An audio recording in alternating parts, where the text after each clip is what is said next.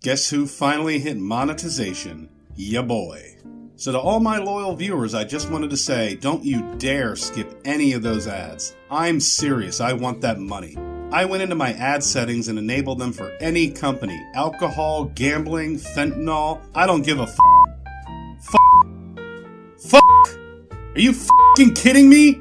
My words! My precious curse words! F***!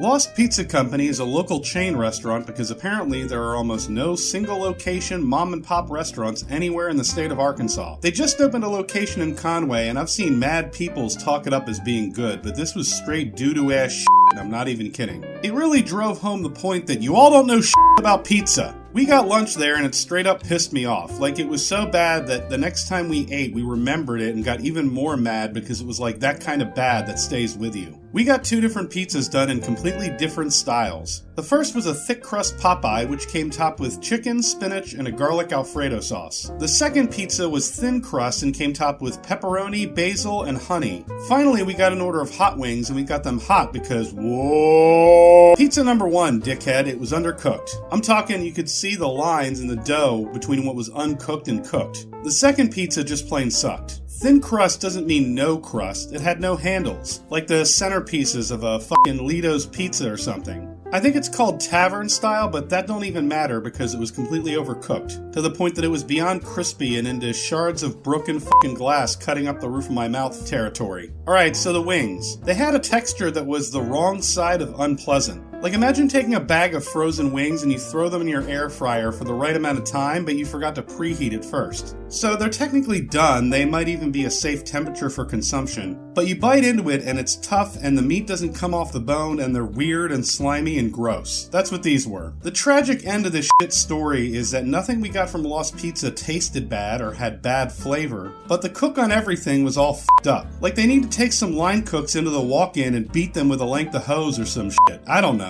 But y'all got problems and you made those problems my problem and I paid $40 for those problems. Lost Pizza Company is currently both well behind La Torcha as best pizza in town, but also some fucked up fucking doo-doo ass shit. 4 out of 10.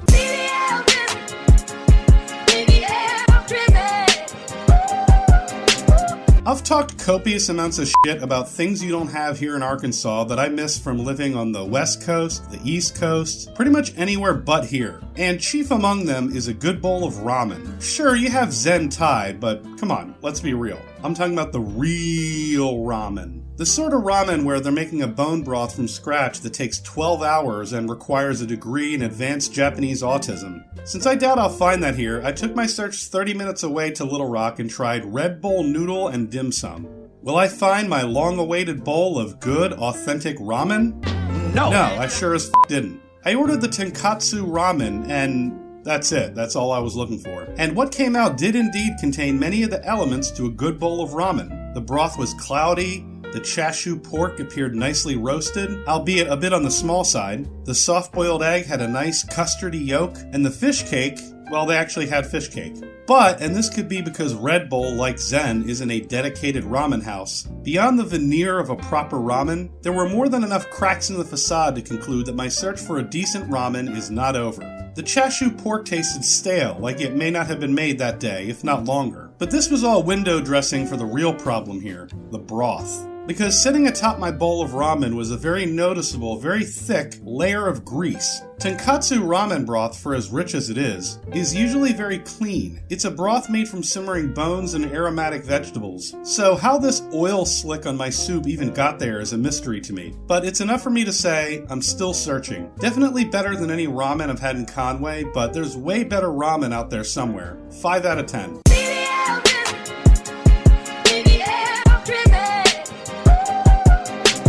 Man, look at Taco Bell doing these menu drops like they're putting out a new iPhone or a mixtape. Like, bro, you catch that new Taco Bell joint? They're steady dropping bars, only every song is about tortillas. Anyway, they just dropped some new shit and there's only so many restaurants in Conway, so fuck it. They dropped their Caliente chicken menu, which you can get in the form of a burrito, taco, quesadilla, or bowl. I went with a burrito, and let me tell you, I was not expecting it to hit this hard. The neon red shit was spicy and it shocked me. Not like it was too spicy or even really spicy, but the combination of heat and a bit of lime caught me off guard. But it was still horribly under-seasoned. Tastes complement each other, and spicy and sour work well together, but without salt it falls apart. Taco Bell also premiered the Steak and Queso Crunch Wrap Sliders with green chili queso dipping sauce. They're smaller versions of the Crunch Wrap Supreme, which is one of the dumbest fucking ideas I've ever heard. Because when you're eating Taco Bell, whether it's a taco, burrito, gordita, or Crunch Wrap, the worst bite you're going to take is the first one. It's the moment you have to get through bland tortilla just to get to the good stuff. So making miniature versions of this means you're going to have less of those good bites and more of the tasteless, joyless exterior. Anyway, I tried these and really wish I substituted the steak. That fuck up was on me. I don't know what I thought I'd be getting from Taco Bell other than tiny little bite-sized morsels of gristle. I was also pumped to try the green chili queso like I forgot where I got it from. We do queso pretty good here in Arkansas, so it becomes that much more noticeable when you get a little cup of it, and it has the texture of spit and gets cold in about 3 seconds. I can imagine some scientists in the Taco Bell lab coming up with this,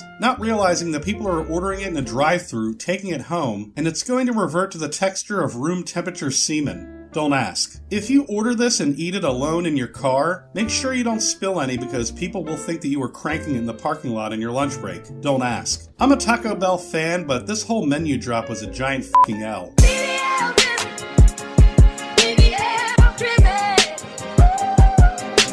Here we go with Mexican restaurant number 493 in Conway with Serranos Mexican Grill. Can we talk about the fact that the most ordered item here, according to both Google, Yelp, and DoorDash, is the queso dip? This is true for a lot of restaurants here, but do you Arkansas people know how fucking weird that seems to outsiders? I think I just noticed it here because all you see in the ordering apps is a styrofoam cup of cheese. So it looks like you sick fucks are just ordering cheese to sip on, I don't know. Anyway, I went with the second most ordered item here and got the Fayetteville Special. Chicken, onions, peppers, tomatoes over rice with cheese sauce and served with tortillas. Now, it sounded a hell of a lot like an arroz con pollo, but I wasn't sure what any of it would be seasoned with, so I took a gamble and ordered it. And when it arrived, I had an epiphany that I will now share with you. To start, the chicken, onions, and peppers were all nicely cooked, like someone there actually took the time to put them on a grill. But the realization I had, and the reason I take issue with a lot of Mexican food here in Conway, is that it is almost always missing Mexican seasonings. You know, the things that give Mexican food their distinct flavor. I don't know why, but for some reason in Arkansas, you all have an aversion to Mexican food that actually tastes like Mexican food. Everything is watered down to the point that you could conceivably not even know it was Mexican were it not for the tortillas. Anyway, it wouldn't really be fair to take that out on Serranos since they are merely a cog in the disappointing machine that is Mexican food in Arkansas. They put in some real effort here and deserve credit for that. 6 out of 10.